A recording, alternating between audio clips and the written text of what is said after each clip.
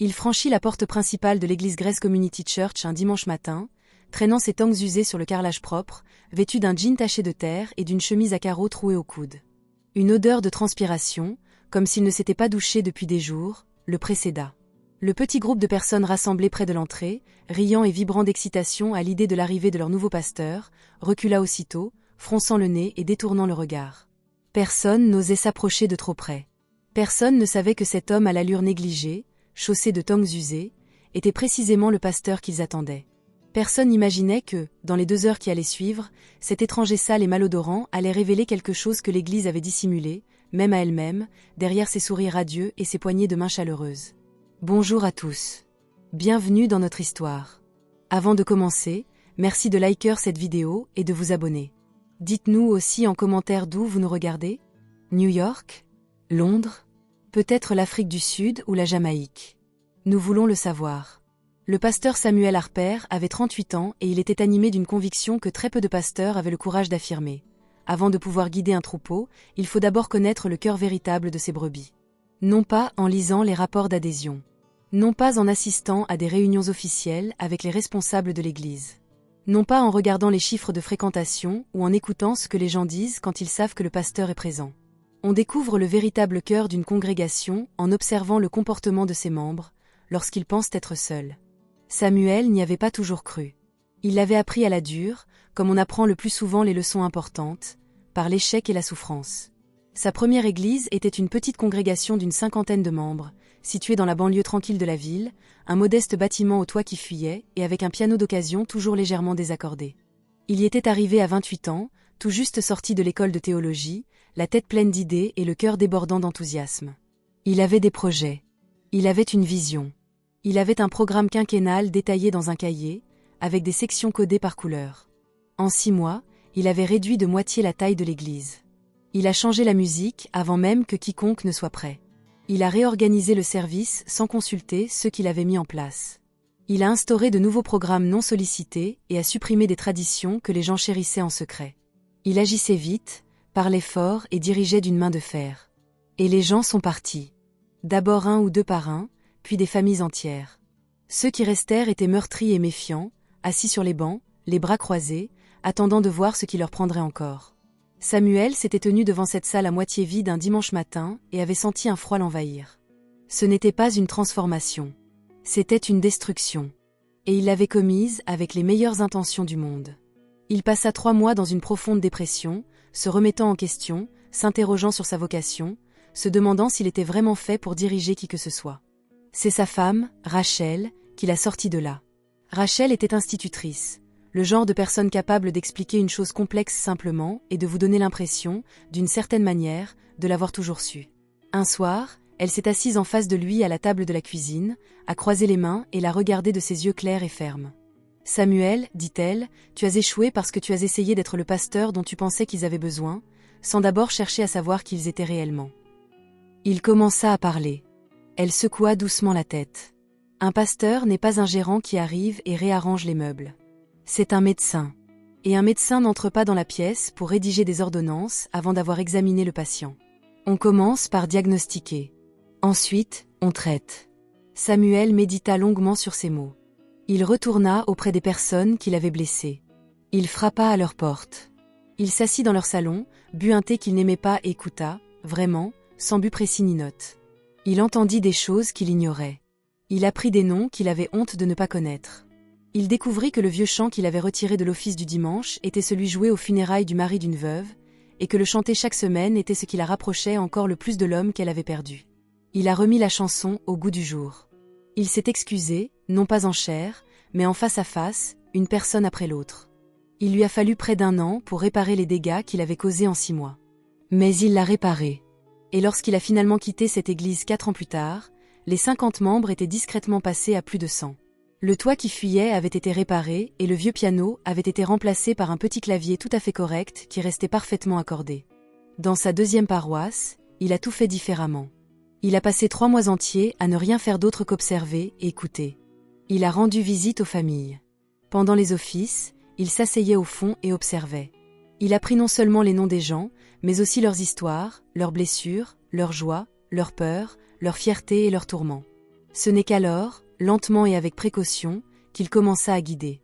Cette église a connu une croissance qui l'a lui-même surpris. Non pas grâce à des programmes, des événements ou des stratégies ingénieuses, mais parce que les fidèles se sentaient reconnus. Et les gens suivront presque partout un pasteur qui les connaît vraiment. À 38 ans, fort de 10 années de ministère, Samuel se trouvait à l'aube d'une étape cruciale de sa carrière. Son église l'avait affecté à Grace Community Church, une congrégation solide et bien établie de 150 membres, située dans un quartier animé de la ville. Fondée il y a 52 ans, l'église reposait sur des fondements solides. Tradition, doctrine rigoureuse et véritable esprit communautaire. Pendant 22 ans, elle avait été dirigée par le pasteur George Allen, un homme doux et profondément aimé, qui avait récemment pris sa retraite à 71 ans pour raison de santé. La congrégation lui avait fait ses adieux avec des larmes et une ovation debout qui avait duré plusieurs minutes. À présent, l'église était comme une maison privée de son père, dans l'attente, pleine d'espoir et un peu d'appréhension. Et ils étaient prêts pour Samuel. Plus que prêts. Ils avaient repeint le bureau du pasteur.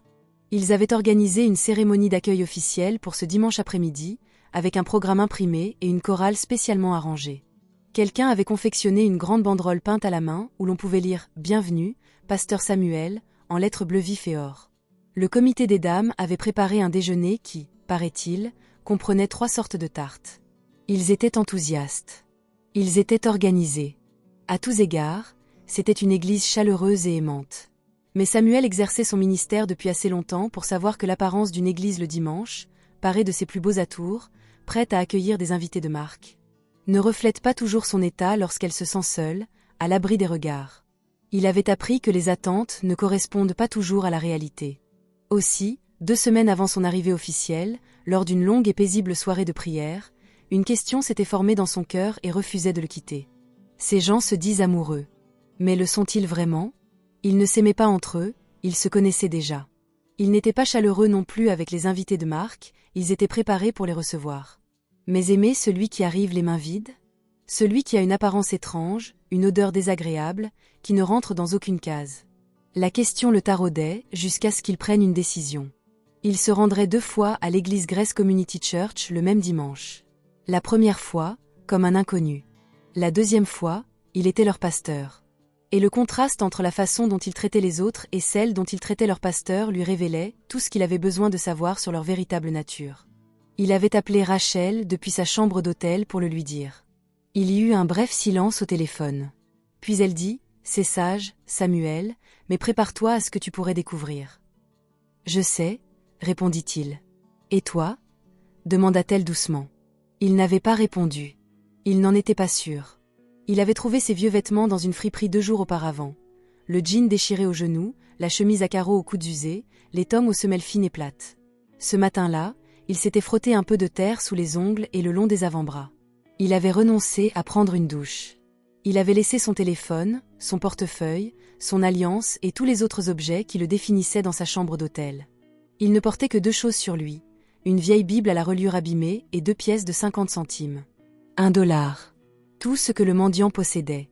Il avait marché 20 minutes jusqu'à l'église sous la chaleur matinale, et au moment où apparut le bâtiment en briques blanches, propre et élégant avec ses parterres de fleurs soignées et son parking à moitié plein.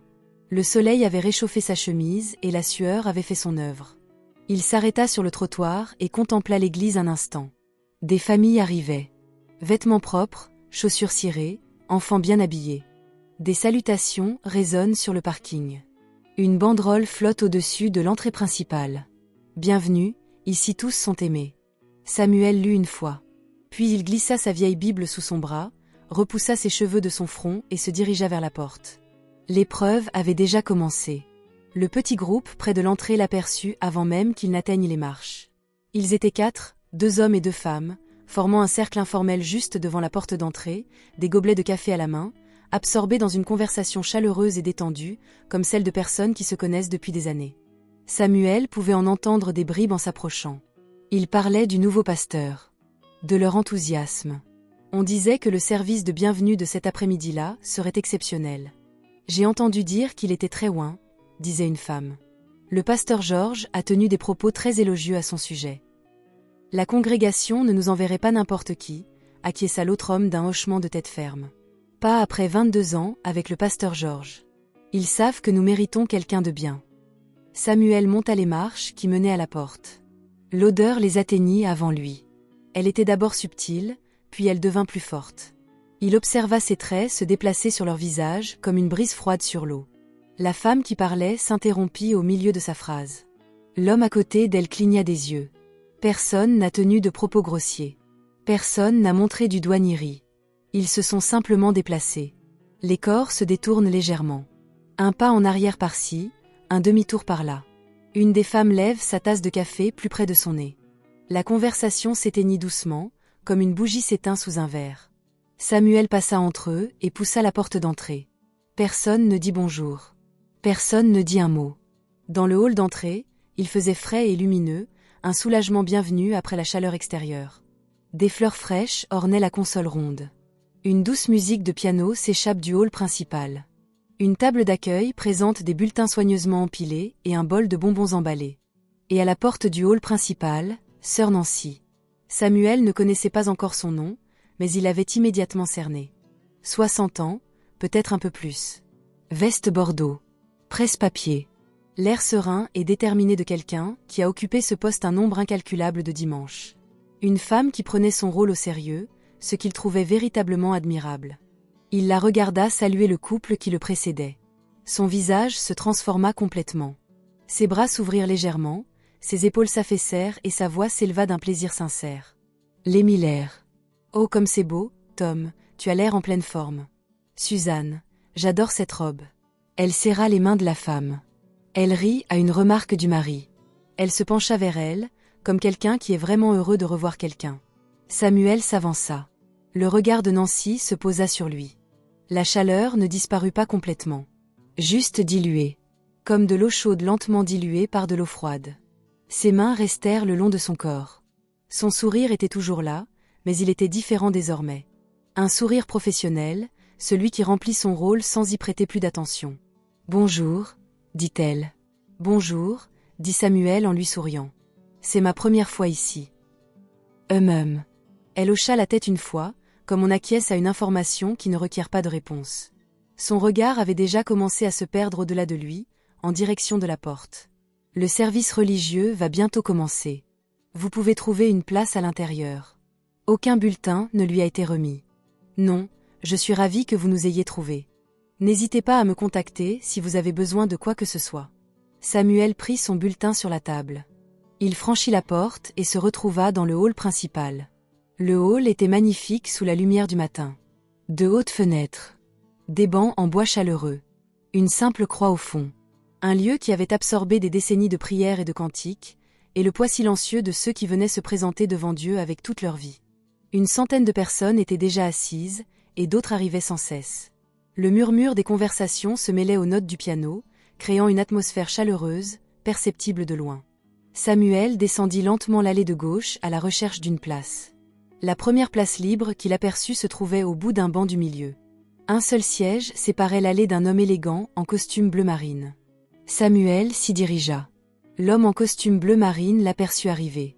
Sa réaction fut si naturelle, si maîtrisée, qu'un observateur distrait aurait pu la manquer. Il se contenta de baisser la main, de prendre sa veste pliée sur ses genoux et de la déposer sur le siège vide à côté de lui. Puis sa Bible, posée sur sa veste. Puis son téléphone. Une petite forteresse d'effets personnels, construite en moins de 4 secondes. Il releva les yeux vers le fond de la salle. Son visage restait impassible. Samuel poursuivit son chemin. La place suivante se trouvait dans une rangée occupée par 2 dames âgées, près du centre de la salle. Il se retourna et s'avança poliment vers le banc. La femme la plus proche de lui leva les yeux. Elle avait un visage doux. Le genre de visage qui paraissait sans doute bienveillant en toutes circonstances, et qu'il était probablement vraiment la plupart du temps. « Je suis désolée, mon chéri », dit-elle d'une voix presque douce. « Ces places sont réservées. » Samuel regarda les bancs vides de chaque côté d'elle. 3, peut-être 4 places. Tous vides. Tous apparemment déjà réservés. « Bien sûr, » dit-il doucement. « Excusez-moi de vous déranger. » Elle avait déjà détourné le regard. Il continua d'avancer vers le fond, essayant une dernière rangée. Un geste poli vers un espace près de la fenêtre se heurta à un jeune homme qui, les bras écartés, s'affala sur le dossier du banc, rendant l'espace à côté de lui particulièrement inconfortable. Samuel se retrouva tout au fond, dans le coin le plus reculé, là où la lumière du matin peinait à pénétrer et où le mur semblait si proche qu'on le sentait presque. Il s'assit, posa sa Bible abîmée sur ses genoux et regarda la croix au fond de la salle. Autour de lui, l'église respirait, parlait et se préparait à la prière. Dans son coin, seul le silence régnait. Il ne prit pas encore son bulletin. Il resta assis un instant, ressentant pleinement le poids de l'endroit où il se trouvait. Non pas par apitoiement sur lui-même, mais avec l'attention délibérée d'un homme recueillant des informations que l'esprit voudrait adoucir et que le cœur voudrait rejeter. Puis la voix se fit entendre derrière lui, près du couloir latéral. Basse, mais pas assez. Nancy, qui est cet homme là-bas? Celui qui est entré seul. Samuel gardait les yeux fixés sur la croix. Je ne sais pas. Il est entré par hasard, je crois. Faites une pause. Surveillez-le, s'il vous plaît. Je ne veux pas qu'il manque quoi que ce soit. C'est une grande journée aujourd'hui avec la venue du pasteur et tout le reste. Je vais le surveiller. Bien. Les pas s'éloignent. Samuel respira lentement. Il ouvrit sa Bible et la trouva comme toujours lorsqu'il avait besoin d'un appui solide. Ses yeux trouvèrent un verset presque instinctivement. Il relève les pauvres de la poussière et retire les nécessiteux du tas de cendres. Il lut ce passage 2 fois. Puis l'équipe de louanges monta sur scène et l'office commença. Le chant était vraiment excellent. Il ne voulait pas le leur enlever. Le chef de chœur, un jeune homme à la voix forte et claire et au visage expressif, a mené l'assemblée à travers 4 chants, et les fidèles chantaient avec une ferveur qui naît de la conviction profonde dans les paroles. Mains levées, yeux fermés. La salle s'emplit d'un son qui se pressait chaudement contre les fenêtres. Samuel chantait trop doucement, seul dans son coin. L'huissier qui distribuait les feuillets de messe s'arrêtait devant chaque personne, puis passait devant Samuel sans s'arrêter, évitant son regard. Il ne l'interpella pas. Il avait son propre bulletin. Il chanta seul le dernier couplet du cantique final, d'une voix à peine audible, la Bible ouverte sur ses genoux. Puis, frère Thomas prit la parole. C'était un homme de grande taille, aux cheveux argentés, d'une sérénité naturelle, propre à quelqu'un qui avait passé des décennies à être écouté. Lorsqu'il ajusta le micro et contempla l'assemblée, le silence se fit dans la salle avec une rapidité qui révéla à Samuel tout cet homme. « Ouvrez avec moi, dit frère Thomas, à l'Évangile selon Luc, chapitre 10, verset 25. » Le bruit des pages qui se tournent résonna dans le couloir. Le bon Samaritain. Samuel sentit une légère oppression dans sa poitrine. De tous les textes, de tous les dimanches, Thomas a prêché avec brio, il faut bien le dire. Son discours était structuré, clair et parfois même émouvant. Il a illustré la parabole par une anecdote concernant son propre petit-fils, et cela a fonctionné. Il imposait sa présence sans effort. Le prêtre aperçut l'homme, lut Thomas en suivant la page du doigt, puis passa de l'autre côté. Il leva les yeux. Il l'a vu, répéta Thomas plus lentement. Il ne l'a pas manqué. Il n'est pas passé à côté sans le remarquer. Il aperçut l'homme et choisit l'autre côté de la route. Le silence régnait dans la salle. Le Lévite fit de même. 2 hommes de Dieu. 2 hommes avec des titres, des responsabilités, une longue carrière de service fidèle, et tous deux. Thomas marqua une pause, on choisit l'autre camp. Amen, dit une voix au milieu de la salle.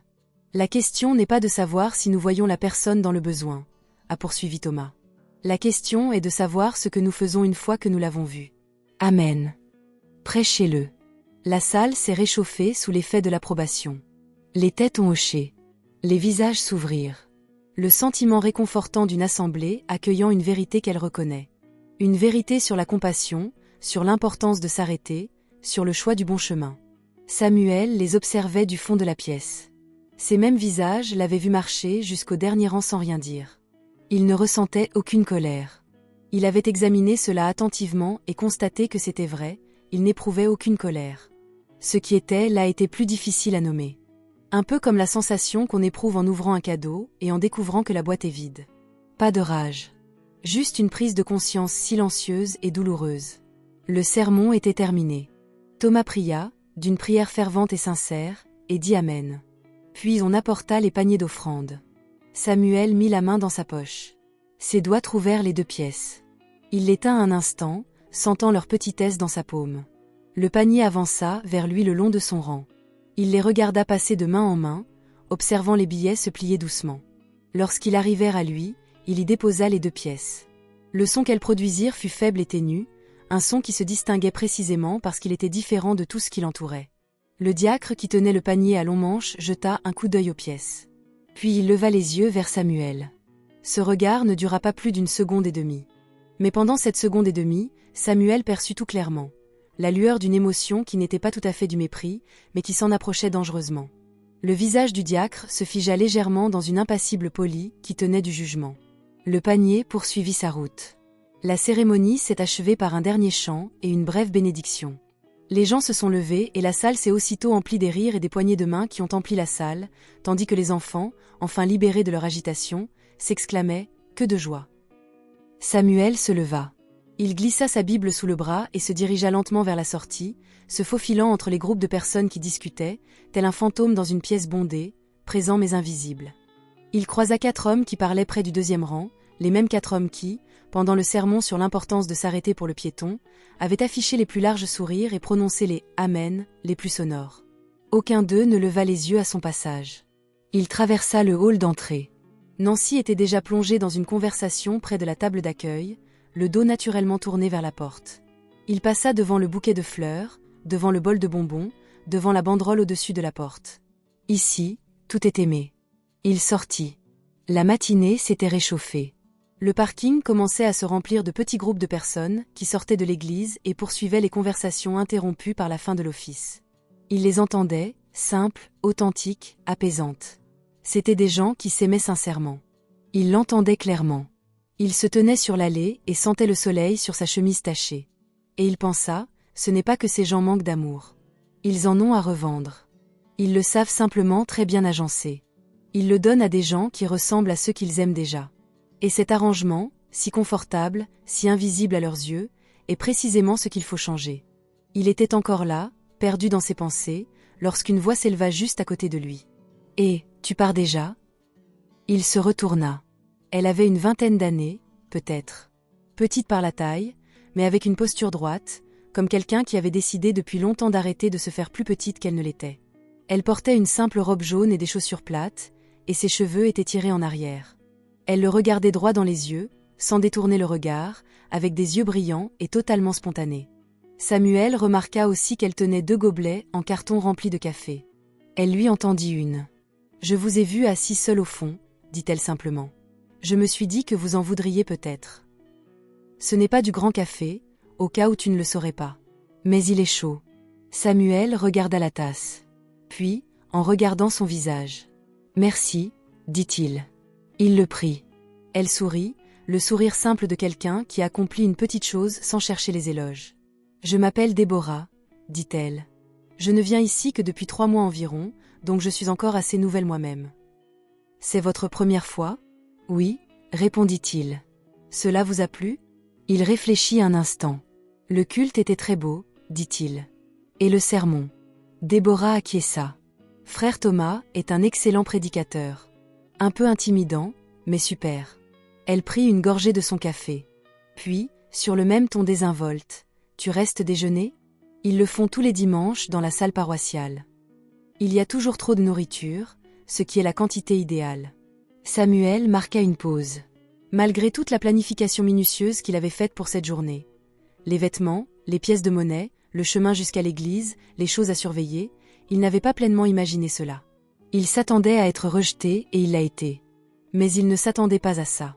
Une jeune femme en robe jaune lui tendait une tasse de mauvais café, comme si c'était la chose la plus naturelle au monde. « Je ne sais pas si je serai le bienvenu, » dit-il honnêtement.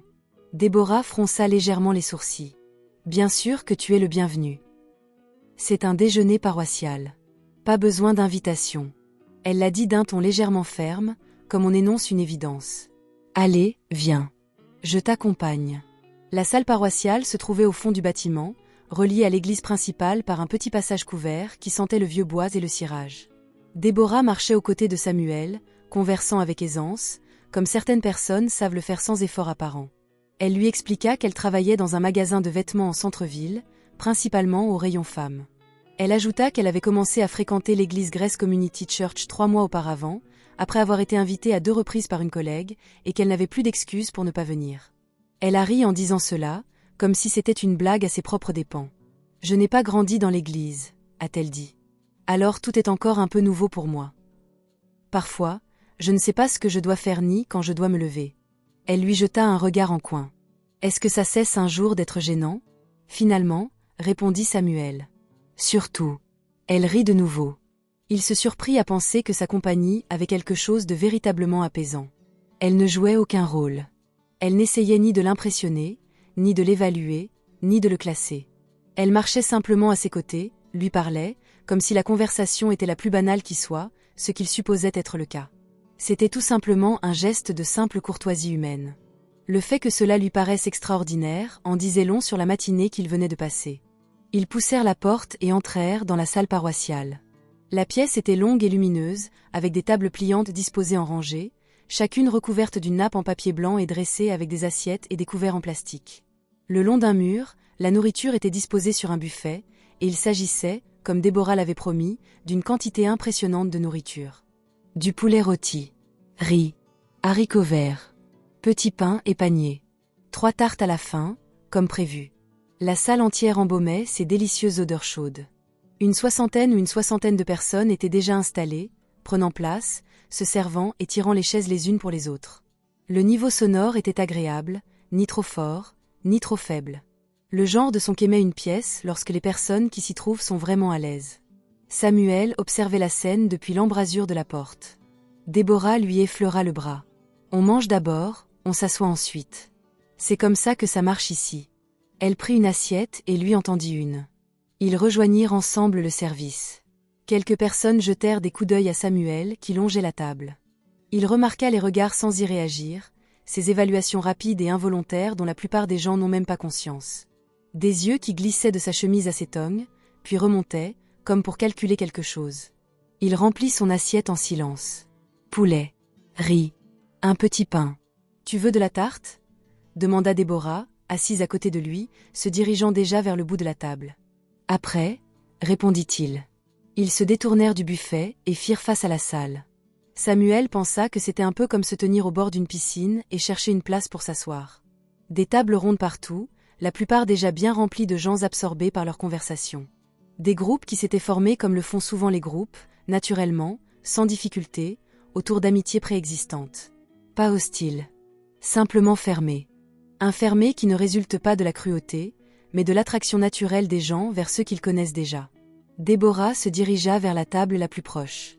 4 places, 2 vides, 2 occupées par un couple d'âge mûr qui regardait ses assiettes en parlant à voix basse.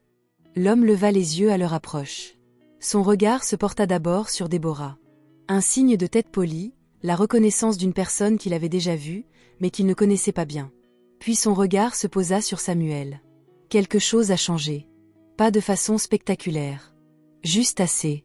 En fait, dit l'homme, nous les gardons pour les Henderson. Oh. Déborah regarda les chaises vides. Bien sûr, pas de problème. Elles se sont déplacées vers la table voisine. 3 femmes, 2 places vides au fond. L'une des femmes attira le regard de Samuel, tandis que Déborah et lui s'approchaient. Elle se pencha vers sa voisine et murmura quelque chose. Lorsque Samuel et Déborah arrivèrent au bout de la table, l'une des femmes avait posé son sac à main sur une chaise et l'autre un gilet plié sur la seconde. « Sauvée » dit-elle sans vraiment les regarder. « Excusez-moi. » La mâchoire de Déborah se crispa légèrement. C'était un détail, une contraction musculaire à peine perceptible, mais Samuel l'a remarqué. « Pas de souci, » dit-elle d'une voix calme. Ils essayèrent une 3e table. Un homme que Samuel reconnut au premier rang, aux larges épaules, à l'air sûr de lui, l'un de ceux qui avaient le plus fort enthousiasme pendant le sermon, leva les yeux de sa conversation à leur approche, jeta un coup d'œil à l'assiette et à la chemise de Samuel et dit simplement « Cette table est pleine », en désignant les 4 chaises vides autour de lui sans la moindre hésitation. « D'accord », répondit Déborah. Elle se tourna vers Samuel. Son expression avait changé. Non pas de colère, mais une certaine prudence. Le visage de quelqu'un qui vient de voir clairement quelque chose qu'elle avait presque espéré imaginer. « Viens avec moi », dit-elle. Elle le conduisit au fond du couloir, après la dernière rangée de tables, jusqu'à une petite table carrée adossée au mur, près de la porte de la cuisine. Elle ne faisait pas vraiment partie de la disposition principale. C'était une table de réserve, comme celle qu'on ajoute quand on a plus de monde que prévu.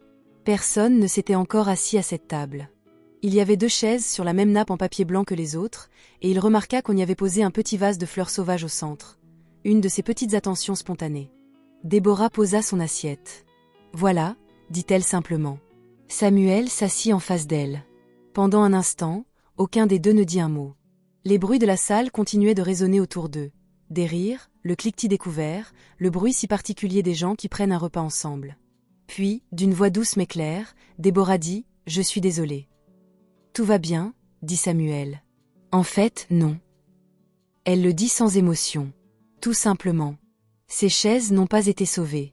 Et chacun ici sait ce qu'un bon samaritain est censé faire, car nous venons d'assister à un sermon entier à ce sujet. Samuel l'observa attentivement. Elle fixait la table, faisant tourner sa fourchette entre ses doigts. « 3 mois, dit-elle. Je suis ici depuis 3 mois. Je ne connais pas grand-chose à l'église. » Elle leva les yeux vers lui. « Mais je sais que ce qui vient de se passer n'était pas correct. » « Non, il a acquiescé. Ce n'était pas correct. » Elle hocha la tête une fois, comme pour apaiser la situation.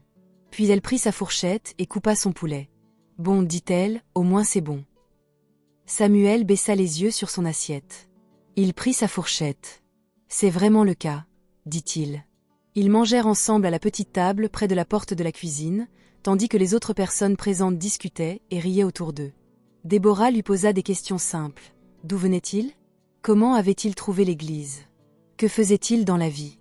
Il répondit avec précaution, se contentant d'en dire juste assez pour être sincère. Il était de passage en ville. Quelqu'un lui avait recommandé l'église. Il était indécis à ce moment-là. Elle écouta sans poser de questions, ce qu'il apprécia. À un moment donné, une femme sortit de la cuisine avec un plateau de petits pains frais et s'arrêta en les voyant tous les deux à la table du coin. Elle regarda Samuel un instant, puis Déborah, et une expression passa sur son visage.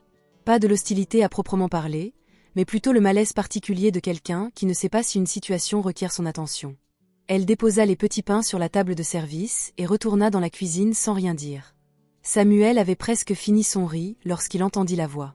Le bruit venait de la table la plus proche d'eux. 3 hommes, vestotés, semblaient à l'aise, comme s'ils se sentaient chez eux. Il reconnut l'un d'eux.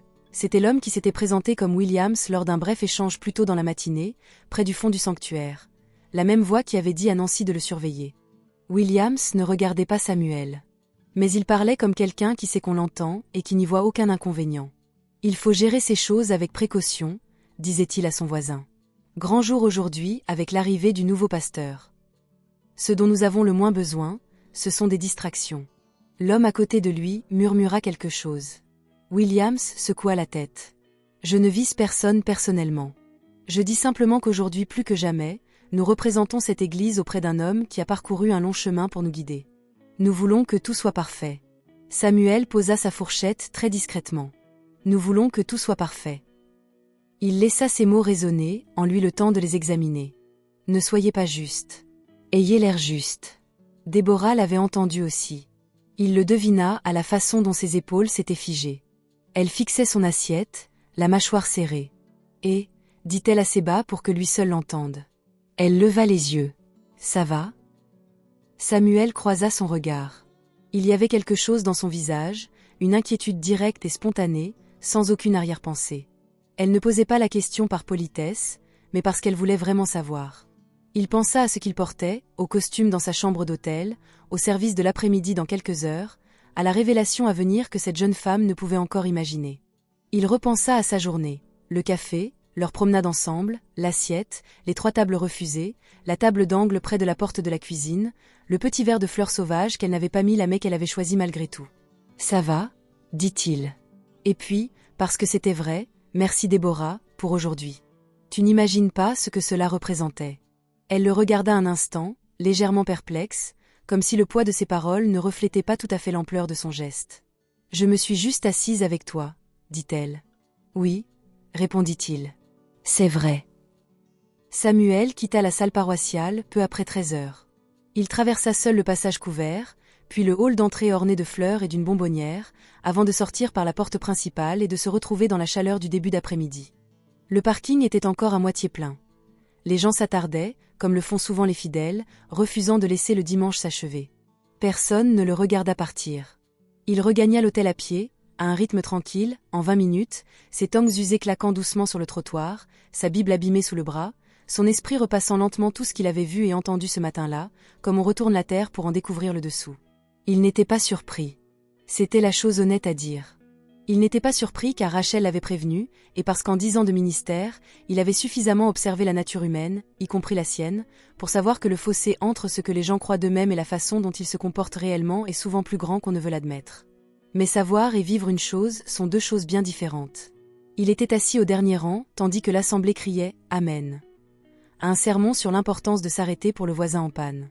Il avait entendu un homme s'inquiéter de l'apparence que prendrait la paroisse le jour de l'arrivée de leur nouveau pasteur. On lui avait refusé l'accès à 4 tables dans une salle pleine de gens qui se targuaient d'être bienveillants. Et une jeune femme, dont la foi n'avait que 3 mois et qui hésitait encore sur le moment de se lever pendant l'office, avait accompli davantage en un après-midi que tous les autres réunis. Il y réfléchit attentivement, non pas pour faire des autres des méchants. Il avait lui-même été un voyou autrefois, dans une église à moitié vide, en train de déplacer des chaises tandis qu'une veuve perdait le seul lien qui la rattachait encore à son mari. Il savait ce que c'était que d'être aveugle à sa propre cécité. Ce n'étaient pas de mauvaises personnes. C'était là l'essentiel à retenir. C'étaient des gens bien qui avaient agencé leur bonté d'une manière qui leur convenait, qui servait ce qui leur était familier, ce qui était respectable, ce qui était confortable. Et cet agencement était resté si longtemps sans être remis en question qu'il leur était devenu invisible. Comme une odeur persistante dans une pièce où l'on a trop longtemps vécu. Il leur fallait un miroir. Pas un marteau. Aujourd'hui n'était pas un piège, pensa-t-il. C'était la miséricorde. Il s'en souviendrait lorsqu'il se tiendrait devant eux cet après-midi. De retour dans sa chambre d'hôtel, Samuel resta longtemps sous la douche. Il laissa couler l'eau chaude jusqu'à ce que le miroir soit complètement embué et que la petite salle de bain devienne étouffante.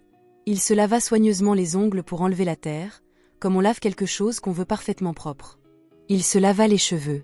Il resta immobile, le visage sous l'eau, quelques minutes, comme Rachel le lui avait appris avant toute cérémonie importante. « Ne te laisse pas accabler par le poids des préparatifs », lui avait-elle dit un jour. Il entra, purifié. Laissa Dieu porter ce qu'il avait apporté. Il s'essuya et se tint devant le miroir désormais limpide. L'homme qui le regardait avait retrouvé son apparence habituelle. Il ouvrit la housse à vêtements accrochés derrière la porte. À l'intérieur se trouvait le costume qu'il avait repassé 2 jours auparavant et soigneusement suspendu pour que le pli reste gris, simple et bien coupé. Pas du genre à faire des siennes. Il ne possédait pas d'objets ostentatoires. Rachel disait que c'était l'une de ses meilleures qualités. Il s'habilla lentement et délibérément. D'abord la chemise blanche, boutonnée de bas en haut, comme son père le lui avait appris. Puis le pantalon, la veste. Il attacha sa montre à son poignet. La simple montre en argent que Rachel lui avait offerte pour leurs 10 ans de mariage. Il regarda ses chaussures, cirées et posées à même le sol près du lit, et pensa un instant aux tongs plates qui traînaient dans un coin. Il enfila ses chaussures cirées. Il prit sa belle Bible, non pas celle, abîmée, qu'il déposa délicatement sur le lit, et resta un instant devant le miroir, ajustant son col. Il pensa à Déborah, dans sa robe jaune, assise à la table d'angle. « Je viens de m'asseoir avec toi. » Il repensa à Williams qui ne le regardait pas, parlant avec précaution de la façon dont les choses devaient être impeccables. Il repensa aux pièces tombant dans le panier de la quête et au bref coup d'œil du diacre, qui ne dura qu'1 seconde et demie. Il repensa au sourire qui s'effaçait de Nancy. Il repensa au siège vide, encombré de vestes, de bibles et de sacs à main. Il inspira lentement. Puis il sortit. « Seigneur, pria-t-il, debout devant le miroir dans son costume gris, fais de moi un berger et non un juge. Que mes paroles d'aujourd'hui ouvrent des perspectives et non les referment. Et donnez-moi les mots justes, car je ne suis pas toujours sûr de les avoir. » Il prit la clé de sa chambre d'hôtel, se dirigea vers la porte et ressortit dans l'après-midi du dimanche. L'église lui parut différente à son retour. Le parking était plein à craquer, les voitures garées jusqu'au bord de la propriété. De part et d'autre de l'allée, on avait disposé de petits pots de fleurs, plus fraîches que le matin, d'un jaune et blanc éclatant, sortis spécialement pour l'occasion. La banderole peinte à la main dont on lui avait parlé était désormais correctement accrochée au-dessus de l'entrée, ses lettres bleues et or captant la lumière de l'après-midi. Bienvenue, pasteur Samuel. Un petit comité d'accueil était réuni au pied des marches. 5 ou 6 personnes, vêtues de leurs plus beaux habits, étaient disposées avec soin, comme si l'emplacement de chacun avait été pensé à l'avance. Frère Thomas était au premier rang, les cheveux argentés et l'air serein, vêtu d'un costume sombre et d'une pochette blanche. À ses côtés, un homme à qui Samuel n'avait pas encore parlé, à l'air organisé et attentif, dont il apprendrait plus tard qu'il s'agissait de Williams. Puis venait Andrew, l'éloquent, dont la dénomination avait parlé dans ses notes d'information. Nancy portait désormais une autre veste, son bloc-notes avait disparu, les mains jointes devant elle. Ils l'aperçurent arriver alors qu'il était encore au bas du chemin. Le visage de frère Thomas s'illumina d'un large sourire sincère et il s'avança, la main déjà tendue. « Pasteur Samuel, bienvenue. Nous sommes ravis de vous accueillir enfin. » La poignée de main était chaleureuse et sincère, de celles qui durent plus longtemps qu'une poignée de main ordinaire, comme pour dire que ce moment a une signification particulière. « Frère Thomas, dit Samuel, c'est un plaisir. » Puis les autres s'avancèrent un à un.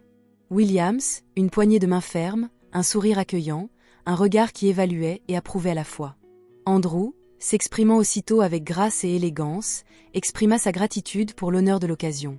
Nancy, et Samuel marqua une brève pause, le regardait avec une chaleur bien différente du sourire timide du matin. Elle ignorait que cet homme, en costume gris et chaussures cirées, s'était tenu devant elle 6 heures plus tôt, vêtu d'une chemise à carreaux tachés, et avait reçu une toute autre distinction. « Pasteur Samuel, dit-elle en lui serrant la main, cette église prie pour vous depuis des mois. Bienvenue à la maison. Merci, sœur Nancy, dit-il d'un ton doux et sincère, car il avait déjà décidé que ce qui s'était passé cet après-midi ne serait pas une attaque contre qui que ce soit, pas même contre ceux qui le méritaient le plus. Ils le conduisirent à travers le vestibule, le même vestibule, jusqu'au hall principal. L'office avait été légèrement transformé par rapport à la messe du matin. L'espace devant la chapelle avait été réaménagé, un siège d'honneur placé à côté de la chaire, et des fleurs fraîches ornaient la table de communion. La salle était presque pleine. À son entrée, les fidèles se retournèrent sur leurs sièges, et une vague d'applaudissements chaleureux s'éleva naturellement et se propagea dans les rangs.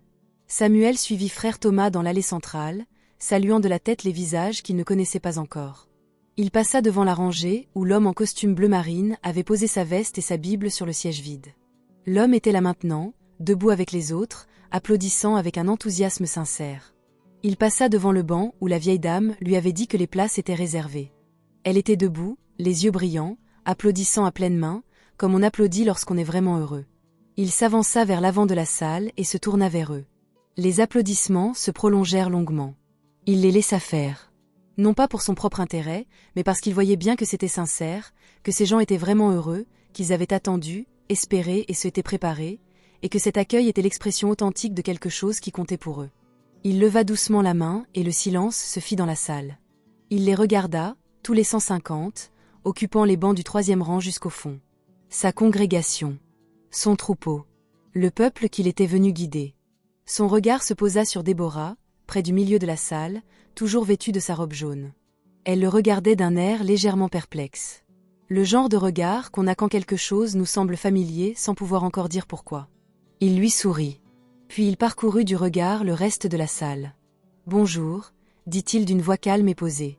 C'est vraiment agréable d'être ici. » Il ouvrit sa Bible. « Avant toute chose, je voudrais lire quelques versets. » Matthieu chapitre 25, à partir du verset 34. Un silence pesant régnait dans la salle, tandis que Samuel prenait le temps de se repérer dans le texte. Un silence bien loin de celui d'une pièce où l'on attend poliment. Un silence profond régnait dans la pièce, comme si l'on pressentait, sans qu'on le lui dise, l'importance de ce qui allait suivre. Chacun prit place. Une enfant qui murmurait à sa mère se tut. L'air lui-même sembla ralentir dans la pièce. Samuel lut. Alors le roi dira à ceux qui seront à sa droite. Venez, vous qui êtes bénis par mon Père, héritez du royaume qui vous a été préparé dès la fondation du monde. Car j'avais faim et vous m'avez donné à manger. J'avais soif et vous m'avez donné à boire. J'étais étranger et vous m'avez accueilli. J'étais nu et vous m'avez habillé. J'étais malade et vous m'avez rendu visite. J'étais en prison et vous êtes venu me voir. Il marqua une pause. Alors les justes lui répondront, Seigneur, quand avons-nous vu avoir faim et t'avons-nous donné à manger, ou avoir soif et t'avons-nous donné à boire? Quand avons-nous vu étranger et t'avons-nous accueilli, ou nu et t'avons-nous vêtu? Quand avons-nous vu malade ou en prison et sommes-nous venus te voir? Nouvelle pause. Plus longue cette fois. Et le roi leur répondra, En vérité, je vous le dis, chaque fois que vous l'avez fait à l'un de ces plus petits de mes frères, c'est à moi que vous l'avez fait. Il referma lentement la Bible. L'assemblée attendait. Samuel déposa la Bible sur la chaire et contempla longuement l'assemblée sans dire un mot. Ses mains reposaient nonchalamment de part et d'autre de la chaire. Son visage était serein, ni sévère, ni froid. Mais grave, comme le visage d'un médecin avant de vous annoncer une vérité. « Je veux vous parler de ce matin, » dit-il. Il y avait quelque chose dans la tonalité de ses mots, dans le calme avec lequel il les prononçait, qui fit se redresser légèrement plusieurs personnes sans qu'elles sachent pourquoi. Je suis arrivé à cette église vers 9h45 ce matin. Un léger changement s'est produit dans la pièce. Presque imperceptible. Je ne portais pas ce costume. L'incident prit une autre ampleur. Quelques têtes se tournèrent vers moi. Quelques sourcils se froncèrent. Samuel plongea la main dans la poche de sa veste et déposa 2 pièces de monnaie sur la chaire. Elles captèrent brièvement la lumière. Petit, argenté, presque rien. Je portais un jean déchiré, dit-il, et une chemise à carreaux trouée au coude. J'avais de la terre sous les ongles. Je n'avais pas pris de douche. Et j'avais $1 en poche. Ces 2 pièces de 50 cents que j'ai déposées dans l'offrande ce matin. Le silence dans le hall changea complètement de nature. Il devint le silence de personnes qui, soudain, réorganisent rapidement quelque chose dans leur esprit. Le silence d'une image qui vient de basculer et qui ne peut plus revenir en arrière. Il observa ses traits se dessiner sur leur visage, tels des éclaircies traversant un champ. L'homme en costume bleu marine resta figé. La vieille dame qui lui avait assuré que les places étaient réservées porta lentement une main à sa bouche. Nancy, assise près de l'allée latérale, était devenue particulièrement pâle. Williams, au 3e rang, fixait la chair d'un regard que Samuel ne put décrire autrement que comme celui d'un homme qui voit le sol se rapprocher de lui. J'étais assis au dernier rang, poursuivit Samuel d'une voix toujours aussi calme et posée, car c'était le seul endroit où j'avais pu trouver une place. Il ne l'a pas dit sur un ton accusateur. Il l'a dit comme on énonce un fait concernant la météo. J'ai entendu la prière. J'ai entendu le sermon. Il a ramassé les pièces et les a brièvement brandies. Je les ai mises dans le panier de la quête. Et quand l'office fut terminé, je suis sorti de ce bâtiment, et personne ne m'a dit bonjour, au revoir ou à bientôt. Un murmure parcourut le couloir. Pas un soupir, à proprement parler. Plutôt comme un souffle collectif qui s'était momentanément interrompu. Une femme au 5e rang s'était mise à pleurer discrètement. Pas de façon théâtrale, juste de ces larmes silencieuses qui coulent avant même qu'on ait décidé de les laisser couler. Samuel a remis les pièces sur la chaire. « J'ai aussi déjeuné ici aujourd'hui », a-t-il ajouté, dans la salle paroissiale. Mon assiette était pleine, le repas était délicieux, merci. Il le disait sincèrement, et 1 ou 2 personnes, surprises par sa douceur, laissèrent échapper un petit son entrecoupé d'un rire et d'autre chose. Mais trouver une table s'avérait plus difficile. 4 tables différentes, si je compte bien. L'homme qui avait affirmé cela, alors que des chaises vides l'entouraient, regardait ses mains. « Je tiens à être clair sur un point », dit Samuel d'une voix ferme, non pas forte, mais empreinte d'une gravité qui emplissait la salle comme le son d'une cloche profonde. « Je ne vous dis pas cela pour humilier qui que ce soit. Je ne suis pas là pour punir cette église, ni pour rabaisser qui que ce soit. Ce n'est pas pour cela que je suis venu. » Il laissa les choses se décanter. Je suis venu car je crois qu'un berger qui ignore la véritable situation de son troupeau ne peut l'aider. Et parce que j'ai moi-même commis l'erreur, dans ma vie et mon ministère, de croire connaître un peuple avant de l'avoir vraiment vu. Il marqua une pause.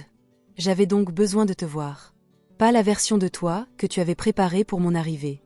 Pas celui qui était tiré à 4 épingles, prêt à accueillir les visiteurs au pied des marches. Il l'a dit sans méchanceté. J'avais besoin de voir celui qui arrive un dimanche matin ordinaire et prend une multitude de petites décisions quant à qui a sa place et qui n'en a pas. Qui compte et qui est manipulable. Le silence était total dans la salle. Et ce que j'ai trouvé, dit Samuel, c'est ce que je craignais de trouver. Il les regarda tous, chacun de leur visage. J'ai trouvé une église qui aime Dieu. J'en suis sincèrement convaincu. Je l'ai entendu lors de votre culte ce matin et je l'ai ressenti dans votre prière. J'ai trouvé une église qui possède une véritable connaissance des Écritures et un véritable attachement à ses traditions. Il hocha lentement la tête. Et j'ai trouvé une église dont l'amour a des limites. Ces 3 mots sont tombés dans la pièce et y sont restés. Des limites dont elle ignore peut-être même l'existence. Des frontières tracées si discrètement au fil des ans qu'elles sont devenues invisibles, comme des murs qui ont toujours été là et que personne ne songe à remettre en question. Des murs qui disent « Nous accueillons le respectable. Nous accueillons le familier. Nous accueillons la personne qui nous convient. » Sa voix était toujours calme, toujours sans colère. Et celui qui ne trouve pas sa place, il peut s'asseoir au fond, seul. Et quand l'office sera terminé, il pourra sortir par la même porte qu'à l'entrée, et le monde extérieur le traitera exactement comme nous l'avons fait. Personne n'a bougé. Le texte que je viens de lire, dit Samuel, ne dit pas « Comme vous l'avez fait aux gens respectables, vous me l'avez fait à moi ». Il ne dit pas « Comme vous l'avez fait aux gens qui sentaient bon, qui étaient bien habillés et qui pouvaient occuper un siège sans gêner personne ». Il toucha la Bible. Il y est écrit « Les plus petits d'entre les miens ». La femme au 5e rang n'était plus la seule à pleurer. Samuel regarda vers le milieu du hall. Vers la robe jaune. Il y a une personne, dit-il, qui m'a traité différemment aujourd'hui. Tous les regards se tournèrent vers elle. Déborah était devenue parfaitement immobile. Ses yeux, grands ouverts, étaient fixés sur lui, et Samuel put voir précisément l'instant où elle comprit. Le café, la table d'angle, l'homme au jean déchiré qui avait dit « Tu n'imagines pas ce que ça signifie », et le rouge qui lui monta aux joues, tout cela d'un coup. « Sa foi est toute jeune », dit Samuel. « Elle apprend encore quand se lever pendant l'office. Elle ne fait partie d'aucun comité de direction. Elle n'a ni titre ni ancienneté. » Il la regarda droit dans les yeux. « Mais elle m'a apporté du café alors que personne d'autre ne voulait croiser mon regard. Elle est entrée avec moi dans la salle paroissiale alors que je serais restée seule à la porte. Elle s'est assise avec moi à une table dans un coin alors que 4 autres tables nous avaient refusé l'accès. » Il marqua une pause. Et elle me dit, calmement, clairement, sans faire de longs discours, que ce qui se passait n'était pas normal. Le silence était tel dans la salle que Samuel pouvait entendre le faible bruit de la climatisation. Elle n'a cité aucun verset. Elle n'a fait aucune annonce. Elle a simplement fait ce que le texte disait. Il rouvrit brièvement la Bible. Elle vit un étranger et l'accueillit. Il la referma. En 20 ans de ministère, dit Samuel d'une voix plus basse, j'ai rencontré très peu de personnes dont la foi soit aussi simple. Dont la bonté ne se préoccupe pas de savoir si la personne en face d'elle mérite qu'on s'y attarde. Il regarda Déborah une dernière fois. Puis, de retour devant l'assemblée. Elle est ce que cette église doit devenir. Ces mots emplissaient la salle comme une douce chute d'une grande hauteur. Elle est ce que cette église doit devenir. Pendant un long moment, personne ne bougea. Personne ne parla. La salle retint son souffle comme une pièce après un coup de tonnerre. Non pas par peur à proprement parler, mais par la soudaine prise de conscience de la puissance qui venait de la traverser. Samuel recula légèrement de la chair. Non pas en reculant, mais en s'apaisant. Comme on s'apaise après avoir déposé un fardeau, porté toute la journée. « Je veux être votre pasteur », dit-il, et sa voix était plus simple maintenant, le poids solennel du sermon laissant place à quelque chose de plus direct. Non pas le pasteur de cette version idéalisée de l'Église, celle qui se dresse au pied des marches, parée de ses plus beaux atours. Le pasteur de la vraie Église. Celui qui lutte, qui échoue, et qui parfois remplit les sièges vides avec ses affaires pour empêcher un étranger de s'asseoir. Quelques rires étouffés s'élèvent des bancs. Un mélange de rire et de tristesse. Cette Église-là, la vraie, est celle qui mérite d'être protégée. Parce que c'est la seule qui puisse réellement se développer. Il jeta un coup d'œil le long du couloir, comme on regarde quelque chose dont on choisit d'assumer la responsabilité. Je ne suis pas là pour vous embarrasser. Je suis ici car je crois que Dieu n'a pas encore terminé son œuvre à l'Église Grace Community. Je crois qu'il y a plus dans cette salle, plus d'amour, plus de courage, une foi plus authentique, que ce qui s'est manifesté aujourd'hui. Et je crois que l'écart entre ce que vous êtes et ce que vous êtes appelé à devenir n'est pas une raison d'avoir honte. Il marqua une pause. C'est la raison même de ma présence ici. Il s'éloigna complètement de la chaire, descendit les 2 marches qui le séparaient du sol de la salle et se tint parmi eux, ni au-dessus d'eux, ni derrière aucun meuble. « J'aimerais vous demander quelque chose, dit-il, non pas pour vous punir, mais pour commencer. » L'assemblée retint son souffle. Si vous avez reconnu quoi que ce soit en vous dans ce que j'ai décrit aujourd'hui, si vous avez entendu quelque chose cet après-midi qui vous a interpellé, je vous invite à le partager. Pas à moi. Pas l'un à l'autre. Il fit un léger geste vers l'avant de la salle. À Dieu, qui le sait déjà. Et qui, je vous le promets, s'intéresse bien plus à votre honnêteté qu'à votre performance. Williams a joué le premier. Cela a surpris les gens par la suite, lorsqu'ils en ont parlé.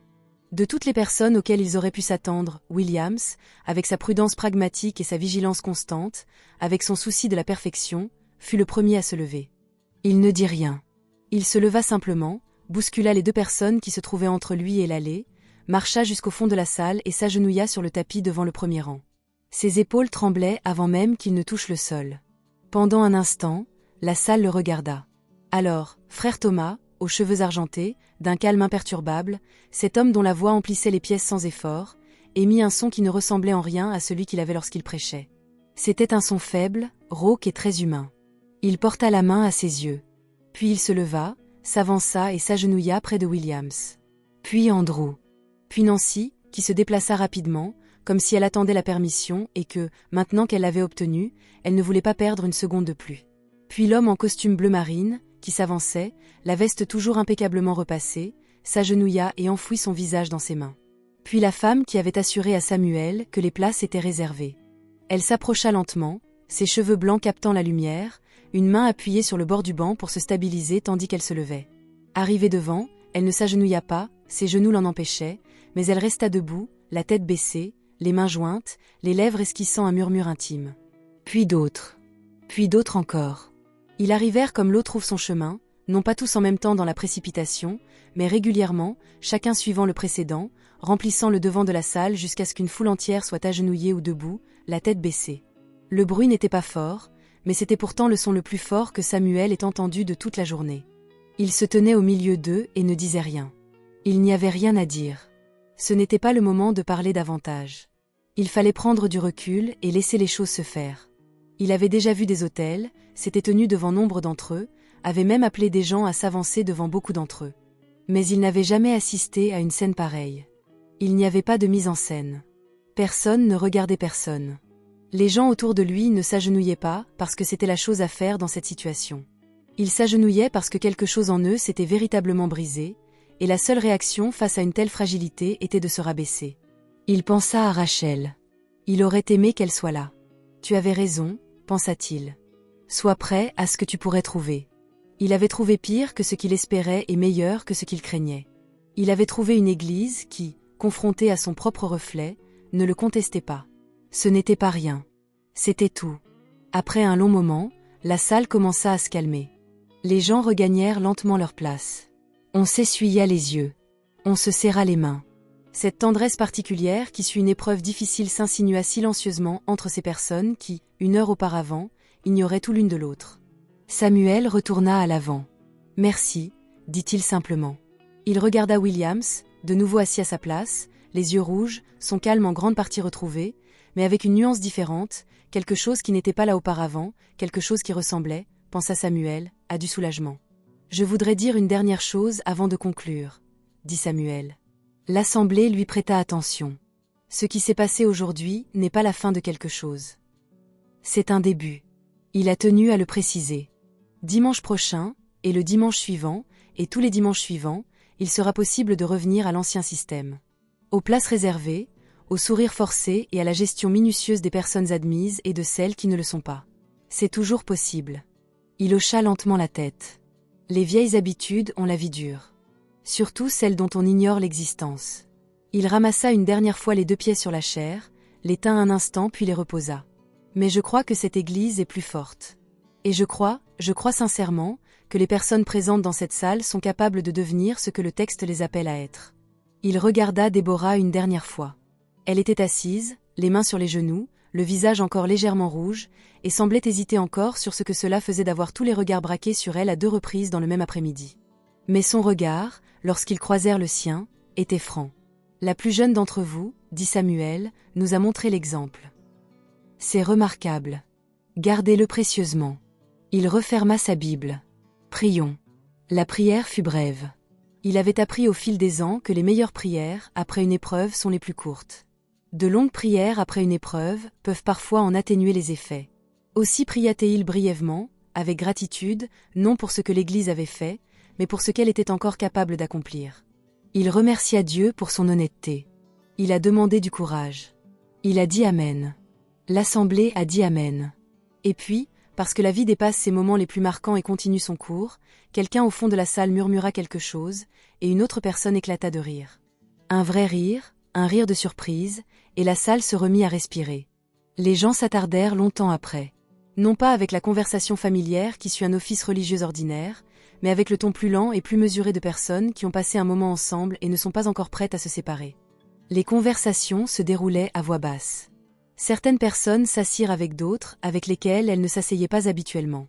L'homme en costume bleu marine retrouva le diacre qui avait collecté l'offrande et tous deux restèrent longtemps près de la fenêtre, conversant d'un air grave et serein. Nancy trouva Samuel près de la porte latérale. Elle resta un instant devant lui, sans dire un mot. De près, il constata que son mascara avait fait son effet. Elle paraissait plus menue qu'à la porte ce matin-là, non pas diminuée à proprement parler, mais plus réelle. « Ça fait 15 ans que j'accueille les gens à cette porte, » dit-elle. « Je sais, » répondit-il doucement. « Je pensais être doué pour ça. »« Tu es doué pour ça, » dit-il. « Pour les personnes que tu attends. Il la regarda dans les yeux. Le travail consiste maintenant à devenir bon dans ce domaine pour le bien de tous. Elle hocha la tête. Son menton tremblait. Je suis désolé, pasteur. Je sais que vous l'êtes, dit-il. Et je vous crois. Elle serra les lèvres, hocha une dernière fois la tête et s'éloigna. Williams arriva ensuite, non pas pour s'excuser verbalement, Samuel sentit que ce n'était pas dans sa nature, mais pour lui serrer la main à deux mains, la maintenir un instant et le regarder droit dans les yeux. « Vous n'êtes pas ce à quoi je m'attendais, » dit Williams. « Non, acquiesça Samuel. Je pense que c'est exactement ce dont nous avons besoin. »« Moi aussi, » dit Samuel. Déborah était la dernière. La plupart des fidèles étaient partis lorsqu'elle arriva devant la salle désormais silencieuse. Elle marchait les mains jointes devant elle, sa robe jaune encore éclatante dans la lumière déclinante de l'après-midi qui filtrait à travers les hautes fenêtres. Elle s'arrêta à quelques pas de lui et le regarda un instant avec une expression mêlant amusement et gravité. « Tu aurais pu me le dire, » dit-elle. « J'aurais pu, » acquiesça-t-il. « À table. Quand je t'ai demandé si ça allait. »« Oui. » Elle y réfléchit. « Pourquoi pas toi ?» Samuel prit la question au sérieux. « Parce que tu n'étais pas aimable avec le pasteur, » dit-il. « Tu ne savais pas qu'il y avait un pasteur. Tu as simplement fait preuve de gentillesse envers une personne. » Il la regarda. « Je ne voulais pas changer cela. » Déborah resta silencieuse un instant. « C'est une bonne réponse, en effet, » dit-elle. « Merci. » Elle parcourut la salle du regard. Les bancs vides, les fleurs fraîches sur la table de communion, les 2 pièces de monnaie toujours posées sur la chaire. Puis elle le regarda de nouveau. « Et maintenant, que va-t-il se passer » demanda-t-elle. « Pour l'Église, je veux dire. »« La même chose qui arrive à tout ce qui suit une vérité difficile, » répondit Samuel. « Nous décidons de ce que nous allons en faire. Certains jours, nous réussirons. D'autres jours, nous oublierons et retomberons dans nos vieilles habitudes. Et quand cela arrivera, il faudra nous le rappeler. » Il marqua une pause. « C'est le rôle des pasteurs. » Elle hocha lentement la tête. « Et à quoi servent les convertis de 3 mois ?» Il sourit, son premier vrai sourire d'une très longue journée. « Apparemment, dit-il, pour nous montrer à quoi nous sommes censés ressembler. » Déborah fit une grimace qui laissait deviner qu'elle n'était pas tout à fait sûre d'être à l'aise avec cette responsabilité. Mais au fond, il voyait bien qu'elle l'était. Au fond, elle était exactement la personne capable de l'assumer. « À la même heure dimanche prochain, » dit-elle. « À la même heure dimanche prochain, » répondit-il. Elle acquiesça, prit son sac sur le premier banc et remonta l'allée centrale vers la porte. Arrivée à la sortie, elle s'arrêta, se retourna un instant. « Meilleur café la semaine prochaine, » dit-elle. « J'en apporterai du café. » Puis elle franchit la porte et disparut. Samuel resta un moment seul dans le hall vide. La lumière de l'après-midi, longue et ambrée, filtrait à travers les hautes fenêtres, caressant les bancs de bois et les lambris chauds. Les fleurs sur la table de communion s'étaient légèrement plus épanouies que le matin, comme elles le font lorsque la chaleur du jour s'installe. La banderole de bienvenue peinte à la main, qu'il connaissait, était toujours accrochée au-dessus de la porte d'entrée. « Bienvenue, pasteur Samuel. » Il réfléchissait à ce que deviendrait cette église. Il ne le savait pas exactement, personne ne le sait jamais vraiment. Mais son ministère lui avait appris que les églises qui pouvaient être détruites étaient aussi celles qui pouvaient être reconstruites. Ceux qui ne pouvaient être forcés avaient déjà disparu, même lorsque leur parking était plein. Ces gens s'étaient agenouillés. C'est là que tout a commencé. Il ramassa les 2 pièces sur la chaire et les tint une dernière fois dans sa paume. $1. Tout ce qu'un homme qui ne possédait rien. Il serra ses doigts autour d'eux. Puis il prit sa Bible, remonta l'allée centrale baignée d'une longue lumière ambrée et franchit la porte, disparaissant dans la nuit. Dehors, la ville vaquait encore à ses occupations dominicales. Des voitures passaient, des enfants résonnaient non loin, une odeur de repas s'échappait par une fenêtre. Une rue ordinaire, animée et pleine de monde, chacun portant quelque chose. Samuel resta un instant sur les marches de l'église Grace Community Church. Il mit ensuite les pièces dans sa poche, descendit les marches et alla appeler sa femme. J'espère que vous avez pris autant de plaisir à regarder cette vidéo que j'en ai eu à la réaliser. N'hésitez pas à la liker, la partager et à commenter les leçons que vous en avez tirées. Dites-moi d'où vous regardez cette vidéo dans les commentaires ci-dessous. À bientôt dans ma prochaine vidéo.